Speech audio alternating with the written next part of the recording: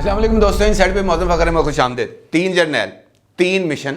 और 1 बचोला, ये है जनाब आज की खबर। और ये खबर बड़ी धमाका खेज है, बड़ी गर्मा गर्म खबर है, क्योंकि 3 जर्नैल तो अपने अलग अलग मिशन पर है और इन मिशंस के नतीजे यकीनी तौर पर कुछ ना कुछ सामने आएंगे। लेकिन ये जो बचोला है, ये जो दरमियानी किरदार है, ये इनफैक्ट एक नई ही गेम चलाने के चक्रों में है। और उस गेम के अंदर सुप्रीम कोर्ट ऑफ पाकिस्तान और GHQ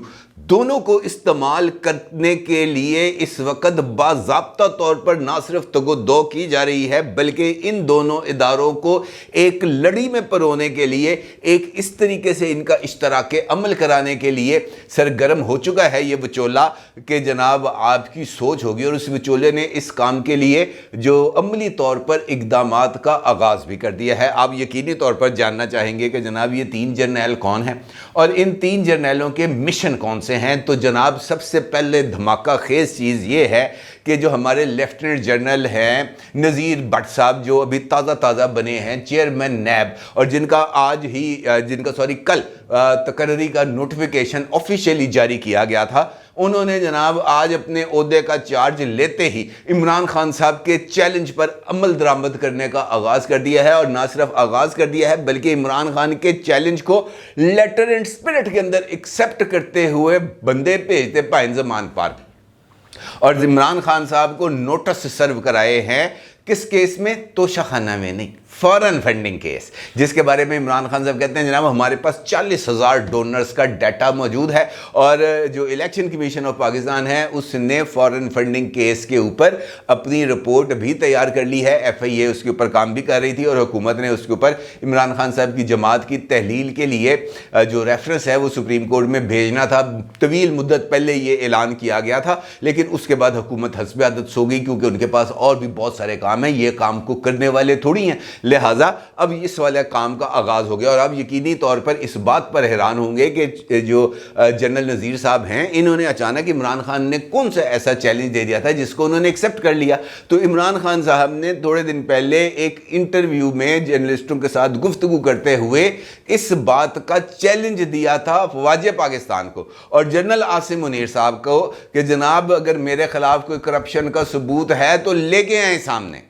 मैं इसको फेस करूंगा। और ये बातें जो तमाम की तमाम जो केस आएंगे तो जनाब ये सारे के सारे आपके सामने हकीकतें खुल के रह जाएंगी। बंदा पूछे यार तुम मेरा को 2 लाइना ज़्यादा खिंच लिया सर, नहीं पता चला कि भाई जनरल आसिम मुनीर साहब वही शख्सियत है जो जब प्राइम मिनिस्टर थे तो फाइल लेके गए थे जनाब की अहलिया मुहतरमा की मलिक रियाज साहब के साथ की जाने वाली सौदेबाजी की सबूतों के साथ लेके गए थे, जिस पर इमरान खान साहब ने कहा था कि यार आप तो मेरे घर में लड़ाई डलवाना चाहते हैं, ठीक है। और उसके बाद वो दोबारा गए, दोबारा जाकर उन्होंने बताया कि जनाब ये सब कुछ होने वाला है। तो उस वक़्त चूँकि जनरल बाजवा साहब का भी तूती बोलता था, इमरान खान साहब उस वक़्त उनके लिए जो है वो हर एक चीज़ से, इमरान खान साहब उस वक़्त जो है जनरल बाजवा साहब की उम्मीदों का मरकज़ से। प्रोजेक्ट इमरान खान उस वक़्त पूरे ज़ोरों शोर से जारी था, पूरे जो है ताकत इस्तेमाल की जा रही थी प्रोजेक्ट इमरान खान को कामयाब करने के लिए। तो उसका नतीजा ये निकला कि जनरल आसिम मुनीर साहब को अपने ओहदे से हटना पड़ा। अब किसको कह रहे हैं? उस बंदे को जिसने ये करप्शन के जो सबूत हैं उसकी फाइलें खुद तैयार की थी, उनको चैलेंज कर रहे हैं। तो उन्होंने कहा अच्छा जी ठीक है, लाता उन्होंने जनाब बंदा। आ गए जनरल साहब। अब जनरल साहब आ गए तो जनरल साहब ने आके पहले दिन ही सलामी दे दी। उन्होंने कहा जनाब जो चैलेंज दिया था वो चैलेंज इज़ एक्सेप्टेड, आ जाओ मैदान में, ये घोड़ा और ये घोड़े का मैदान है। 9 मार्च को पेश होना है तोशाखाने में। और जनाब ये जो सवालनामा दिया गया है, ये जो फॉरेन फंडिंग केस का, इसका भी जवाब तैयार करें। ये जो जवाब तैयार करें, जो डॉक्यूमेंट्स मांगी गई हैं वो डॉक्यूमेंट्स, वो बैंक स्टेटमेंट्स, वो हर एक चीज़ इसके साथ लगाएं, ये जवाब हमें भिजवाएं और उसके बाद हम आपको बताएंगे कि ऐसी हूँ ताड़े नाल करना की है। और फिर आपको पता चलेगा कि ये जो कहते हैं ना किस पाविक दिए, ये उसी वक्त पता चलेगा। दूसरा मामला है, और ये जो शख्सियत हैं ये भी बहुत ही ज़्यादा इम्पॉर्टेंट शख्सियत हैं। और एक दौर के अंदर जब ये कोर कमांडर थे बहावलपुर के, तो उस वक़्त जो چیف آف آرمی سٹاف بننے کی دوڑ کے اندر یہ بہت ہی زیادہ سرگرم تھے، لیکن نواز شریف صاحب نے ان کو چیف آف آرمی سٹاف کی دوڑ سے فارغ کرتے ہوئے جنرل رحیل شریف صاحب کو بنا دیا چیف آف آرمی سٹاف، جس کے بعد یہ جو ہے جنرل ہارون اسلم صاحب، ان کی امیدوں پر پھر گیا پانی، اور اس کے بعد سے یہ پروجیکٹ عمران خان سے وابستہ ہو گئے، اور اب بھی یہ پروجیکٹ عمران خان کا حصہ ہیں۔ انہوں نے جناب ڈان اخبار کی یہ رپورٹ ہے، انہوں نے لندن اسکول آف اکنامکس کی طلبہ یونین کی جو ایک تقریب تھی فیوچر آف پاکستان کانفرنس 2023، اس کا سیشن ہے سول ملٹری تعلقات بقائے بامی یا محاذرئی، اس کانفرنس سے انہوں نے خطاب کیا ہے، اور انہوں نے اس بات کا انکشاف کیا ہے کہ جناب فوج نیوٹرل نہیں ہے، پاکستانی فوج نہ کل نیوٹرل تھی، نہ آج نیوٹرل ہے، نہ کل نیوٹرل ہو سکتی ہے، کیونکہ پاکستان کے اندر طاقت ہے تو وہ فوج کے پاس ہے، اور فوج جو ہے وہ مداخلت کرتی ہے، کیونکہ مداخلت کرنے کے لیے اس کے لیے راہ ہموار کی جاتی ہے۔ اور پھر انہوں نے سوال کیا کہ عمران خان نے جنرل باجوہ کو توسیع کیوں دی، آصف علی زرداری نے جنرل کیانی کو توسیع کیوں دی؟ میں سمجھتا ہوں کہ فوج کو غیر جانبدار رہنا چاہیے، سیاست میں مداخلت نہیں کرنی چاہیے، لیکن آپ اسے یہ جو بجلی کے سوئچ ہیں اس کی طرح آن آف نہیں کر سکتے کہ آپ کا دل کرے مداخلت کے بٹن کو آن کر دیں اور دل کرے مداخلت کے بٹن کو آن کر دیں۔ اور یہ والی جو بات جنرل ہارون اسلم صاحب نے کی ہے، یہ کس کے فائدے میں ہے؟ یہ کس کے موقف کو اس وقت تقویت دے رہی ہے؟ عمران خان کے، کیونکہ عمران خان یہ بات مسلسل کہہ رہے ہیں کہ جناب یہ جو مداخلت ہے یہ ہو بھی رہی ہے، یہ جاری بھی ہے، نامعلوم لوگ جو ہے وہ اس وقت بھی سرگرم ہیں، ہماری سوشل میڈیا ٹیم کو نامعلوم افراد جو ہے وہ ٹارگٹ بناتے ہیں، پھر وہ ذکر کرتے ہیں جناب کسٹوڈیل ٹارچر کا، اور اس کے اندر بھی نامعلوم افراد کو شامل کرتے ہیں، اور نامعلوم افراد سے کہتے ہیں کہ جناب یہ نامعلوم افراد جو ہیں ویڈیو بناتے ہیں، پھر وہ نام لیتے ہیں، پھر وہ بیپ چل جاتی ہے، بیپ چلتی ہے تو پھر عمران خان صاحب کی تقریروں کے اوپر پابندی لگ جاتی ہے، اور اس کے ساتھ ساتھ چینل نشر کرنے والا ARY جو عمران خان صاحب کی لائٹیں ٹھیک کرتا ہے وہ بین ہو جاتا ہے، اور اس کا جو لائسنس ہے اس کے اوپر پہلے بھی کیسز چل رہے تھے، یہ چیز بھی سامنے آ جاتی ہے۔ تیسرے جنرل صاحب ہے جنرل عاصم منیر صاحب۔ اب جنرل عاصم منیر صاحب اس وقت یقینی طور پر چیف آف آرمی سٹاف ہیں، اور یہ جو آنے والے چند دن ہیں، چند ویکس ہیں، مارچ کا اینڈ ہو یا اپریل، تو یہ وہ ٹائم ہوتا ہے جب ادارے کے اندر کچھ تقرر و تبادلے ہوتے ہیں۔ اس کے اندر کچھ جو لوگ ہوتے ہیں جو سینئر موسٹ ہوتے ہیں، جو جن کا ریٹائرمنٹ میں عمومی طور پر جو لیفٹننٹ جنرلز ہیں، یہ سال کے اندر 2 مرتبہ یہ جو ہے ان کا جو ٹینیور ہے وہ پورا ہوتا ہے، ایک جا کے اکتوبر نومبر میں، یعنی سپٹمبر سے سٹارٹ ہوگا، کوئی ستمبر میں ہوگا، کوئی اکتوبر میں ہوگا، کوئی نومبر میں ہوگا، اور اسی طریقے سے مارچ کے اندر اور اپریل کے اندر۔ اور اس کے بعد جو ہیں چیف صاحب وہ اپنی ٹیم مقرر کرتے ہیں، اور ٹیم مقرر کرنے کے بعد جو پراپرلی جسے ہم کہہ سکتے ہیں نا جی کنٹرول، وہ کنٹرول حاصل ہو جاتا ہے، کیونکہ اس کے بعد جو پرانے لوگ ہوتے ہیں وہ نکل جاتے ہیں ٹیم میں سے، کیونکہ کچھ نے ریٹائر ہو جانا ہے، کچھ پوزیشنز خالی ہو جائیں گی، پھر ان پوزیشنز کے اوپر جو تازہ ایلیویٹڈ لوگ ہوتے ہیں جو اس وقت مختلف عہدوں پہ کام کر رہے ہیں، ان میں سے جو نیا چیف ہے وہ اپنی مرضی کے لوگوں کو، اپنے جو ویژن ہے اس کے مطابق لوگوں کو لے کے آتا ہے۔ تو اس کا مطلب یہ ہے کہ اس سارے سین کے اندر اگر کوئی بندہ اس وقت جو ہے وہ سپورٹ رکھتا ہے، سمپتھی رکھتا ہے،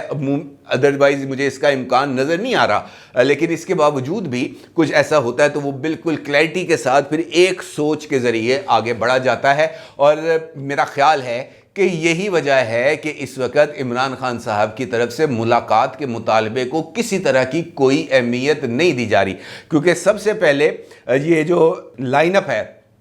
اس کو مکمل کیا جائے گا۔ یہ لائن اپ مکمل ہوگی، یہ چیزیں اپنی مرضی کے مطابق فیلڈنگ وہ سیٹ کریں گے، فیلڈنگ سیٹ کر کے کس کو انہوں نے وکٹ کیپر بنانا ہے، کون اٹیکنگ بولر ہوگا، کون سلپ میں کھڑا ہوگا، کون کور میں کھڑا ہوگا، کون مڈ آف پہ کھڑا ہوگا، مڈ آن پہ کون ہوگا، یہ اس طرح کی وہ فیلڈ سیٹ کرنے کے بعد اپنے ان کو پتہ کہ کس فیلڈر کو میں نے کدھر کھڑا کرنا ہے، وہ کھڑا کر کے تو اس کے بعد پھر میچ کا آغاز ہوگا، پھر شاید ملاقات کی نوبت آ جائے۔ لیکن یہ والی بھی سچویشن یقینی طور پر عمران خان صاحب کو پسند نہیں ہے، تو وچولہ آ گیا میدان میں۔ وچولے نے ایک نئی جو ہے وہ ترکیب یا ایک نیا فارمولہ